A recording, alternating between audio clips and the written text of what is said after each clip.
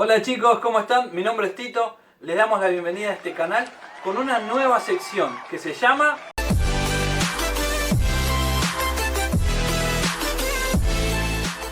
Esta es una nueva sección del canal donde vamos a ver en detalle cada uno de los libros de la Biblia exclusivamente para ustedes, adolescentes. Y en el día de hoy vamos a estar viendo el libro de Mateo. Vamos a ver del capítulo 1 al capítulo 10. No te lo pierdas. El Evangelio de Mateo cuenta la historia de Jesús, su nacimiento, su vida y su resurrección. Algunas personas creen que es un libro anónimo, pero muchas, por las primeras traducciones de confianza que se han hecho, le adjudican este libro a Mateo. Mateo era un discípulo de Jesús que fue llamado en el capítulo 9. Después de la muerte de Cristo, durante 30 o 40 años, los apóstoles y discípulos iban comentando la historia de Jesús de manera oral. ¿Sí? Face to face, como diríamos ahora. ¿Qué hizo entonces Mateo? Pudo recopilar varias historias y las pudo transformar en este libro que hoy por hoy conocemos. En su libro, Mateo muestra que Jesús es el cumplimiento de todas las historias bíblicas. Es el Mesías del linaje de David, es el nuevo Mesías y además es Emmanuel, que significa Dios con nosotros. Del capítulo 1 al capítulo 3, Mateo enlaza la historia de Jesús y su nacimiento con el Antiguo Testamento, mostrando que viene del linaje de David y por lo tanto de Abraham, y esto hace que todas las naciones sean benditas en él. Luego narra sobre su nacimiento y las promesas proféticas que hay sobre él. En Isaías 60 encontramos que la palabra de Dios dice que naciones lo iban a adorar. Si vemos en Isaías 7, dice que el Mesías iba a venir del Espíritu Santo. Y si vemos en Miqueas 5, dice que el Mesías iba a nacer en Belén. Mateo además nos muestra a Jesús como nuestro libertador, el nuevo libertador. Así como Moisés fue el libertador del pueblo de Israel, de los judíos, así también es Jesús con nosotros. Nos liberta y tiene una serie de similitudes donde se marcan en los capítulos de Mateo. Por ejemplo, a los dos los padres los tuvieron que esconder porque los querían asesinar. Además de esto, Jesús salió de Egipto para volver a tierra de Israel, al igual que Moisés. Jesús pasó por 40 días en el desierto y además pasó por las aguas del bautismo, para después poder subir al monte y entregarnos una nueva enseñanza.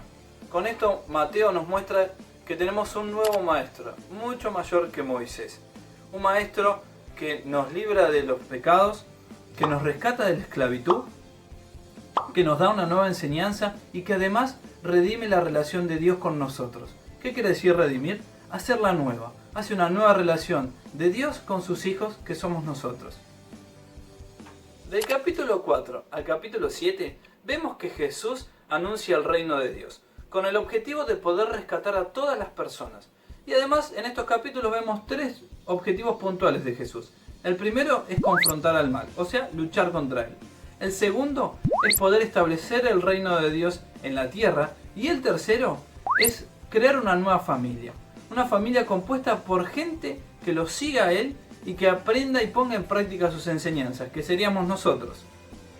Ahora bien, en el capítulo 5 vemos que Jesús lleva a todos sus seguidores al borde de un monte o de una colina y les da las nuevas enseñanzas, que esto conocemos como el Sermón del Monte.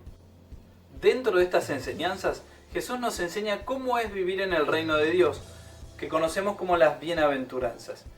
Y acá el Señor nos enseña que en el reino de Dios, el rico, el pobre, el conocido o el que no conoce a nadie, viven de la misma forma, sin privilegios, y que cualquier persona es invitada a que pueda formar parte de este reino. Además, Jesús nos dice que Él no viene para quitar la ley dada por Moisés, sino que viene para hacerla cumplir a través de su vida y enseñárnosla a nosotros. ¿De qué forma? Haciendo que la pongamos en práctica con el prójimo. Y un objetivo fundamental de Jesús, de su venida, es poder hacer que los corazones quebrantados puedan volver al Padre y así amarlo a Él, a nuestros prójimos y a nuestros enemigos. Del capítulo 8 al capítulo 10, Mateo nos muestra a un Jesús poniendo en práctica las enseñanzas a las personas y además trayendo el reino de Dios a la vida de ellas. De la siguiente forma, con 9 historias divididas en 3 grupos. 9 historias donde las personas están enfermas, donde están quebrantadas, perseguidas y endemoniadas. Y este grupo de personas es el primero, donde Jesús sana al leproso, sana a la sierva del centurión y sana a la suegra de Pedro. El segundo grupo, cuando Jesús calma la tempestad, libera a los endemoniados y sana a un paralítico.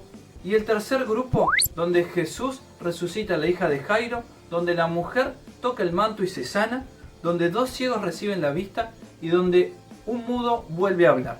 ¿Y por qué lo hace Jesús? Porque está lleno de la gracia de Dios, está lleno de amor y de poder.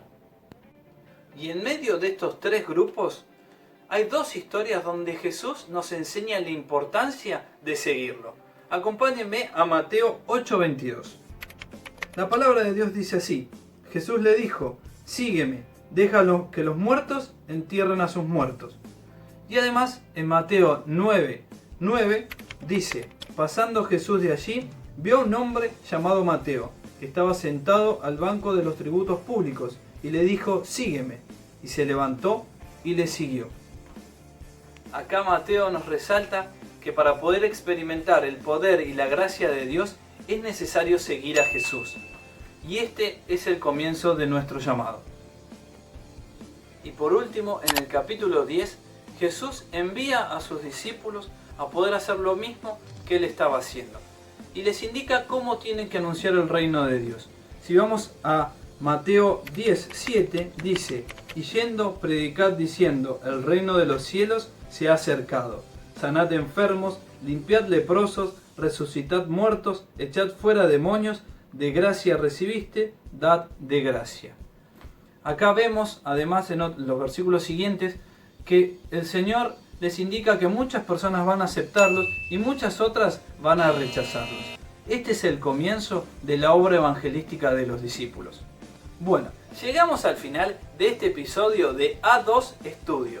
Espero que les haya gustado, pero antes los voy a invitar a que lean estos capítulos del 1 al 10 de este libro para poder aprender más de esta historia, donde seguramente Jesús les va a hablar a sus vidas. Y no se olviden, Dios los ama.